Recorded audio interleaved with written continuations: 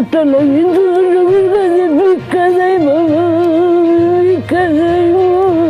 আসসালামু আলাইকুম, কি অবস্থা সবার? আশা করি ভালো আছেন। আল্লাহর রহমতে আমিও ভালো আছি। রিপন মিয়াকে নিয়ে কিন্তু এখন বেশ সমালোচনা হচ্ছে। অনেকে রিপন মিয়ার পক্ষে, আবার অনেকে বিপক্ষে। চলেন আসলে আমরা সত্যটা যাচাই করি। রিপন মিয়া এখানে সঠিক ছিল, নাকি তার বাবা মা সঠিক ছিল, নাকি সম্পূর্ণটাই বানোয়াট নাটক? তো চলেন আমরা বিস্তারিত একটু দেখে নিই। রিপন মিয়ার মা যখন সাংবাদিক যায় তখন তার কাছে ভিডিও ফুটেজে বলে, কষ্ট করে মানুষ করছি, পরিচয় দিতে চাই না আমরা গরিব, পরিচয় দিলে যদি ওর মান সম্মান না থাকে। আমাদের পরিচয় দিলে তার মান সম্মান কমে যাবে, এজন্য নাকি রিপন মিয়া পরিচয় দেয় না। অন্যদিকে রিপন মিয়ার বাবা বলে, বরং পোষণ খোঁজ খবর নেয় না, এমন খোঁজ খবর নেই, দেখাশোনা করে না, আমাদের পরিচয় দেয় না, আমাদের ভরণ পোষণ দেয় না। কিন্তু আজ যখন সময় টেলিভিশন তাদের সাক্ষাৎকার নিল, ইন্টারভিউতে যেয়ে রিপন মিয়ার মা কান্নাকাটি করতেছে।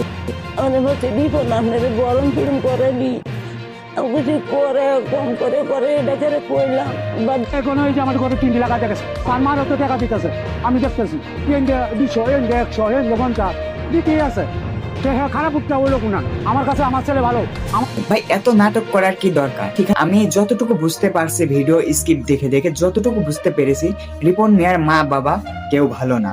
এখন উপর আল্লাহ ভালো জানে তাদের মনে কি চলতেছে। তো আপনাদের কি মতামত অবশ্যই কমেন্ট বক্সে জানিয়ে যাবে।